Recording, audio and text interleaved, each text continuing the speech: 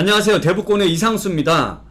여러분들 중에 용산에 대규모 개발이 되는 것을 모르는 분들은 거의 안 계실 겁니다. 그런데 2013년에 이 용산의 개발이 그냥 와장창 무산이 된 적이 있습니다. 그로부터 10년이 지난 지금 이 개발이 다시 돌아왔어요. 메가 프로젝트 용산이라고 돌아왔는데 예전과 달리 크게 세 가지가 바뀌게 됐고요. 이 사업을 실현시키기 위해서 현실화시키기 위한 굉장히 중요한 계획이 같이 포함이 됐습니다. 오늘 제가 그 얘기를 시청자분들과 함께 해볼 예정입니다. 지금부터 집중해서 보시죠. 자, 2022년 7월 26일 오늘입니다. 오늘자 날짜로 서울시에서 용산 개발에 대한 가이드라인이 발표가 됐어요. 한마디로 용산 개발에 대한 신호탄이 올라간 겁니다. 자, 제가 7월 8일날 우리 시청자분들께 이 내용을 가지고서 서울시에서 발표한 자료의 영상을 찍었어요. 그때는 서울시가 용산을 개발하겠다라는 거에 예고편을 보여준 겁니다. 그 예고편을 보여주고 나서 서울이나 용산의 집값이 크게 요동을 치지 않는다면 저는 추석 이전에 용산에 대한 개발 가이드라인이 발표될 겁니다 라고 얘기를 했었어요. 그런데 생각보다 빨리 발표가 됐어요. 20일 만에. 지금 시점에 용산에서 예고편을 보여줬는데도 불구하고 시장에서 큰 변화가 없다? 뭐 거래가 갑자기 용산에 불타는 것도 아니고 집값이 막 치솟는 것도 아니야 라고 하니까 바로 본격적인 개발 계획을 발표한 거죠. 자, 만약에 1년 전, 2년 전, 3년 전으로 돌아가서 그때 부동산이 막 불붙은 시기에서 이 개발이 나오면 이거는 욕먹을 소리로 들릴 수도 있습니다만 지금 시점에서는 어쨌든 서울에 그러니까 집값이 크게 요동이 치지 않는 상황에서는 서울의 개발도 필요하기 때문에 이런 대규모 개발 계획을 지금이 가장 적기다라고 판단을 하는 거죠. 주택 공급도 굉장히 필요하고요. 서울을 개발하는 것도 굉장히 필요한 일입니다. 그러다 보니까 이렇게 시장이 찬물 끼었고 얼어붙어 있는 상황이 가장 적기다라고 판단을 한 거죠. 항상 기회는 이런 속에서 만들어진다라고 생각이 들어요.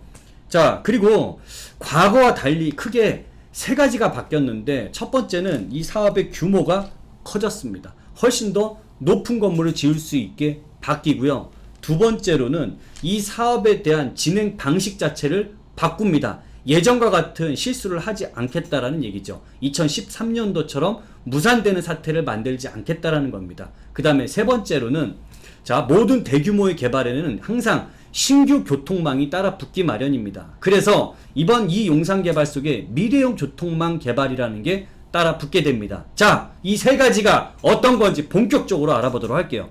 자, 첫 번째는요. 이 용산 정비창의 이 사업 규모가 상당히 커졌습니다. 자, 그렇게 만드는 게 입주규제 최소 구역이라는 것을 지정을 하고 이 뒤에 비욘드 조닝이란 개념을 적용을 하겠다는 겁니다. 상당히 어려운 말 두 개가 나왔어요. 자, 첫 번째 입주규제 최소 구역이라는 건 뭐냐 하면 우리가 알고 있는 상업지역의 고층 빌딩들 있죠. 여의도에도 있고 강남에도 있잖아요. 이것을 뛰어넘는 더 높은 건물을 지을 수 있는 용적률을 부여할 수 있는 상업지 중에 상업지, 굉장히 특별한 상업지를 만들 수 있는 법이 입주규제 최소 구역입니다. 자, 실제로 싱가포르의 마리나 베이 샌즈 호텔이라는 곳이라든지 아니면은 미국의 맨하튼의 허드슨 야드 같은 곳을 보면 그곳은 용적률을 3,300%까지 쓴 건축물도 있고요. 여기에 평균적으로 1800%까지 용적률을 쓰게 되면서 그 지역은 초고층의 고밀도 지역을 만들어낼 수 있었던 거죠. 이것을 그대로 우리나라도 적용을 하겠다라는 거예요. 그래서 용산 정비창에 있는 용적률은 1500%를 뛰어넘는 1700%까지도 쓸 수 있게 만들겠다. 이런 입주규제 최소 구역을 통해서. 그리고 비욘드 조닝이라는 것을 활용을 해서 이거를 올해 3월 3일 날 2040 도시기본계획에서 오세훈 서울시장이 발표한 겁니다. 이건 뭐냐면 우리나라는 지금 용도 지역제라는 게 있잖아요. 1종 주거지역, 2종 일반 주거지역, 3종 일반 주거지역, 거기에 뭐 준주거지역, 준공업지역, 상업지역 이런 용도 지역제 구분을 없애버리는 게 비욘드 조닝입니다. 이 두 가지를 가지고 개발을 하게 되면 이 지역 내에서 이런 용도 지역제 구분 없이 용적률을 최대한 높게 쓸 수 있어서 이 지역의 토지 활용도를 최대한도로 끌어올리겠다라는 거죠. 굉장히 특별하게 만들겠다라는 겁니다. 자, 그렇게 되면은 제가 여기서 이 내용을 쭉 보니까 업무 상업 지역의 비율은 70%로 만들고 주거 지역은 30%로 적용을 시키겠다라고 하는데, 이런 비율로 주거와 상업지 비율이 훨씬 더 높잖아요. 그러면 저는 이게 당연히 이 용산의 정비창이 개발이 되면 될수록 업무타운이 많이 만들어지면 질수록 그만한 수요가 폭증할 수밖에 없는 거고, 그 정비창 주변 지역인 원효로 쪽이나 한강로, 그 다음에 서부 이천동, 동부 이천동과 같은 지역들은 굉장히 주요한 배후 주거 지역이 될 텐데, 미국의 허드슨 야드 같은 경우만 하더라도 허드슨 야드 있는 주변 지역으로 이런 주상복합들이 상당히 많습니다만, 이 지역에 소형의 원룸 같은 경우도요 15억 이상 하고요, 투룸 같은 이런 소형 주택들도 25억 이상 30억이 넘는 경우들이 많습니다. 게다가 그 지역에 최고가를 하고 있는 펜트하우스라든지 이런 뭐 한 층을 막 다 쓰는 이런 것들이 있잖아요.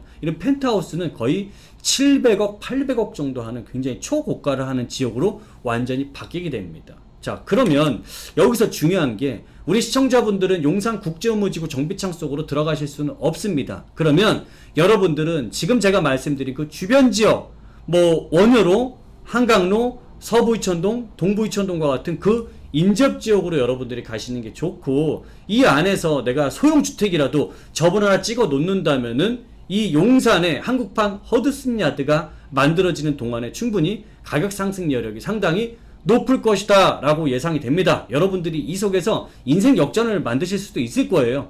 자, 그만한 기회가 만들어질 수 있는 게 지금 열리고 있다라는 게 중요한 거고요. 자, 두 번째 얘기 가도록 할게요. 자, 뉴욕의 맨하탄 허드슨 야드의 개발 전 사진입니다. 그리고 개발 후는 어떻게 바뀌었는지도 보여드릴게요. 이 개발 전은 지금 용산 정비창하고 비슷해요. 이런 철도 정비창만 그대로 있었는데, 이 지역에 황량했던 이 지역에 비욘드 조닝이나 입주규제 최소구역을 줘서 용적률을 3300%, 평균 1800%까지 용적률을 엄청나게 준 거죠. 그래야 이 속으로 고밀도 개발을 할 수 있는 거고요. 자, 그래서 탄생을 하게 된 게 요런 그림으로 바뀌었죠. 자, 맨하탄에 있는 허드슨 야드에 있는 빌딩들이 엄청나게 초고층으로 들어오다 보니까, 아이고야, 주변에 있는 건물들은 왜 이렇게 낮아 보이죠?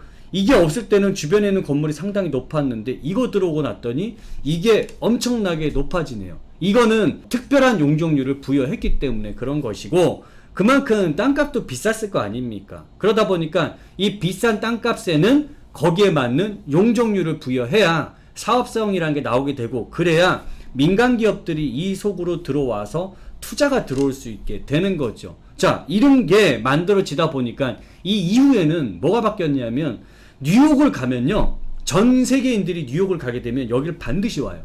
반드시 와서 특히 이 벌집 모양, 여기 와서 사진들을 그렇게 찍습니다. 나 뉴욕의 맨하탄에 왔다 갔다, 여기에 인증샷을 꼭 여기 와서 찍는 거죠. 그 다음에 이 높은 빌딩 숲에 내가 왔고, 내가 여기에 69층짜리 70층에 들어가서 허드슨 야드를 보여줄게, 이러고 나서 전망이 엄청나다라는 것을 찍고 사람들한테 자랑할 수 있는, 완전히 100대 관광지 중에 한 곳이 돼버린 거죠. 자, 이거를 지금 우리나라에다가 만들겠다라는 겁니다. 이 정도로 만들어지면 전 세계인들이 와서, 와, 대한민국이란 나라가 정말로 이게 분단된 국가가 이런 고도 성장을 했구나. 야, 이 속에 이런 곳들이 있으면 대한민국이라는 곳에 투자를 많이 해도 괜찮겠는데? 라는 생각이 많이 들겠죠. 그러면서 해외에 있는 자금도 유입을 받을 수 있단 말이죠. 이런 부분 때문에 서울에서 이런 도시에 대한 개발도 반드시 필요한 거고요. 결국 이런 관광지로 만드는 게 우리 미래의 후손에는 큰 먹거리가 될 수밖에 없는 겁니다. 그래서 개발할 수밖에 없는 거예요. 자, 그러면 두 번째로 내용은 뭐냐면, 미국의 맨하탄 허드슨 야드도 큰 이런 상업 업무 시설이 만들어졌을 때 지하철 기반 시설도 새로 끌어다 썼습니다. 그런데 우리나라는 이 정도로 끝나는 게 아니라 더 획기적인 거를 내놓게 돼요. 그게 바로 두 번째 얘기입니다. 그거 한번 보시죠. 자, 두 번째 얘기인데 용산에 이런 모빌리티 허브라는 것을 만들겠다라는 거예요. 한마디로 얘는 신규에 있는 교통망을 개발하겠다라는 건데요. 요 그림을 한번 볼게요. 용산 국제업무지구가 있고 이 지하도로를 통해서 차들을 움직이게 만들겠다라는 거고, 이 차들이 움직이는 것은 여기는 자율주행 차들 이런 것들이 쭉쭉 움직일 수 있게 만든다라는 거고요. 여기에 이 용산역과 더불어서 여기 UAM이라는 게 있네요. 자, 이 개념이 이런 모빌리티 허브에 대한 내용을 종합해서 제가 설명을 좀 해드리면 이런 것들이 다 따로 노는 게 아니라 하나로 연결되어 있다라는 거예요. 자, 그게 볼게요. 이런 하늘을 날아다니는 이제 미래형 교통망, 항공시설입니다. 얘네들이 쭉 날아다니면서 사람들을 실어 나르겠죠. 그리고 요 아래쪽에 이렇게 버티보트라고 되어 있는데 여기에 착륙을 시킵니다. 자, 이거는 지금 이게 용산에 있는 곳에 착륙을 한 거예요. 그러면 여기 착륙을 했으면 여기서 엘리베이터 타고 내려옵니다. 그럼 여기 기차가 보이죠? 이게 뭘까요? 이게 GTX입니다. 이 GTX를 타고서 이제 서울 경기권으로 나가고 지방 쪽으로도 KTX 타고 움직일 수 있는 요런 교통망이고, 이 아래쪽으로 보이는 요 차들, 이 옆에 있는 차들, 이게 뭘까요? 이거는 자율주행 차들이 자동으로 돌아서 운전 안 하고 갈 수 있는 자율주행 레벨 4가 적용이 된, 이거는 무인으로 차들이 돌아다니는 걸 만들겠다라는 거예요. 이게 미래 교통망의 이런 모빌리티 허브라는 겁니다. 이게 복합터미널이 만들어지게 되는 지역들이 흡사 여러분들이 과거 몇 년 전에 2016년도에 겪었던 GTX 때문에 내가 돈을 벌었네 못 벌었네 하는 거 있죠. 이 일들이 이런 신규의 교통망이 만들어지는 지역 쪽에서 똑같은 일들, 그보다 더 큰 파급력이 나올 수 있는 굉장히 중요한 호재가 될 수 있어요. 앞으로 용산뿐만이 아니고요, 이런 모빌리티 허브가 만들어질 수 있는 지역들은 서울에 몇 군데가 더 있습니다. 오늘은 제가 용산 얘기니까 용산까지만 얘기를 해드리지만 다음번에 기회가 됐을 땐 제가 그 지역들도 다 꼼꼼하게 짚어서 말씀을 해드리도록 할게요. 자, 그리고 가장 중요한 건, 이 신교통망보다 중요한 건 용산에 있는 개발만큼 중요한 얘기가 뭐가 있냐면 이제 세 번째 얘기입니다. 과연 이 사업이 현실화될 가능성이 있을 것인가? 과거에 실패했던 경험도 있기 때문에 이걸 어떻게 현실화시킬 것인가? 이게 가장 중요한데 이게 세 번째 내용에 나와 있습니다. 가장 중요한 게 어쨌든 우리는 이 사업에 대한 부분이 이미 2013년, 그러니까 10년 전에 실패했던 경험이 있습니다. 그러다 보니까 또다시 실패할 수 없는 거예요. 청출어람 해야 되는 거고, 그 당시를 반면교사 삼아서 잘해야 될 거 아닙니까? 자, 그러다 보니까 지금 어떤 식의 계획을 갖고 있냐 하면, 자, 사업을 추진하는 방법론에 있어서 실현성을 높이는데 방점을 뒀다. 금융위기 등 외부 환경 변화에 따른 리스크가 커서 과거 용산국제업무지구 사업이 무산된 원인 중에 하나였던 민간 PFV 주도의 통개발 대신에 공공기관인 SH공사와 코레일이 공동 사업 시행자로 이 사업을 추진하는 단계적인 순차적인 개발로 간다라고 얘기를 하고 있습니다. 현재 이 용산 정비창 부지는 지분이 코레일이 70%를 가지고 있었고 SH공사가 30%를 가지고 있습니다. 자, 이런 상황이고, 여기에서 공공이 약 5조 원의 재원을 투자해서 부지 조성과 인프라 구축을 선시행을 하고 민간에서 개별 부지별로 하나씩 완성해 가는 방식이다. 그래서 이 사업을 추진하는 방식은 공공이 단계적으로 순차적으로 우선적인 개발이 들어가고, 그 이후에 각 개별 부지에 대해서는 민간한테 분양을 하거나 임대하는 방식으로 하나씩 채워 나가겠다라는 계획입니다.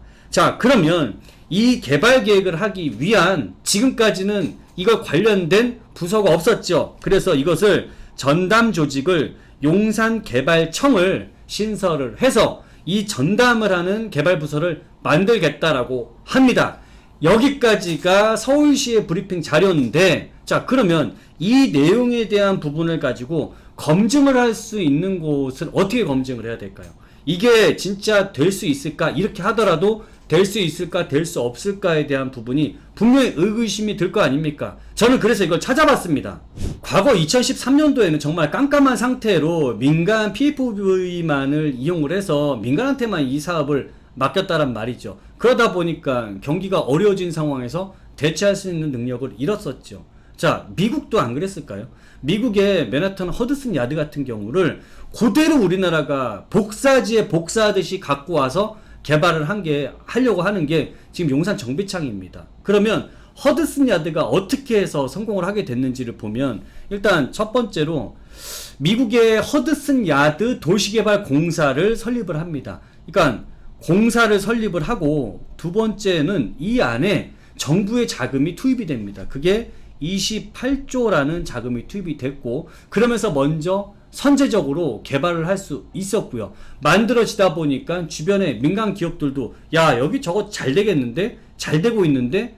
우리 여러분들도 그렇지 않습니까? 뭐가 건물이 공사되고 올라가고 있으면 와 저거 진짜 되고 있네? 이렇게 하시잖아요. 똑같아요. 지구인들은 다 그런 생각이 심리가 똑같단 말이죠. 자 그리고 세 번째로 민간 기업들이 들어오기에 조세 정책을 감세 정책을 썼죠. 세금으로 감세를 해주다 보니까 적극적으로 민간 기업들이 참여할 수 있게 됐습니다. 이 방식을 그대로 가져와서 쓰겠다라는 거죠. 그래서 첫 번째로 용산개발청을 만들고 두 번째로는 5조라는 자금, 우리나라는 이제 5조입니다. 5조라는 자금을 통해서 선제적으로 SH공사가 사업을 진행을 하겠죠. 그리고 세 번째로는 이런 민간의 개별 부지별로 하나씩 분양을 하거나 임대를 해서 토지 임대부로 가든지 해서 여기에 개발을 본격적으로 시작을 하겠다는 겁니다. 그렇게 됐을 경우에 미국에 있는 사례를 그대로 왔다면 미국이 실패하지 않은 결과를 갖고 있기 때문에 우리나라도 역시 이 부분의 운영을 잘 한다면 성공할 확률이 상당히 높아졌다라고 볼 수 있고요. 지금 제가 말씀드린 이 세 가지가 과거의 2013년도에 비해서 상당히 많이 바뀐 사업이고 이제는 실현 가능성이 높다라고 할 수 있습니다. 자, 그래서 오늘 제가 한 세 가지로 다른 점을 좀 분석을 해 봤는데 제가 여러분들께 마지막으로 드리고 싶은 말씀은 자, 모든 개발, 앞으로 과거의 GTX 개발도 그렇고 판교라는 업무타운 개발할 때도 그랬고 미국의 허드슨 야드 여기도 마찬가지입니다. 개발되기 전에 계획이 나왔을 때 될까 말까 했을 때가 여러분들이 살 수 있는 기회가 되는 거고요. 이게 다 터지고 나면은 그 다음에 들어가고 싶어도 들어갈 수 없고 지나고 나면 아 그때 저거 샀어야 되는 건데 돈이 얼마가 올랐네 몇십억짜리가 나왔네 하면 그거 보고 배 아파만 한단 말이죠. 그렇게 때늦은 후회하지 마시고요. 이런 개발 계획이 우리가 지금 정확하게 분석을 해봤지 않습니까? 그러면 여러분들도 지금 상황에서 크게 들어가는 건 분명히 내 자금이 크게 들어가면 너무 걱정되실 수 있겠죠. 그러면 이 주변 일대 용산이란 지역 하나에 내가 점이라도 하나 찍는 생각으로 좀 큰 돈이 들어가는 게 부담스러우면 작은 돈을 갖고서도 용산 안에는 지금은 뭔가 반드시 해야 될 시점이 여러분들 앞에 딱 눈앞에 와 있는 상황입니다. 오늘 제가 용산에 대한 긴급 발표, 긴급 속보가 나와서 좀 정리를 해 드렸고요. 오늘 내용이 재밌고 즐거우셨고 도움이 되셨다면 구독, 좋아요, 알람 설정 잊지 마세요. 지금까지 시청해 주셔서 감사합니다. 저 물러가도록 하겠습니다.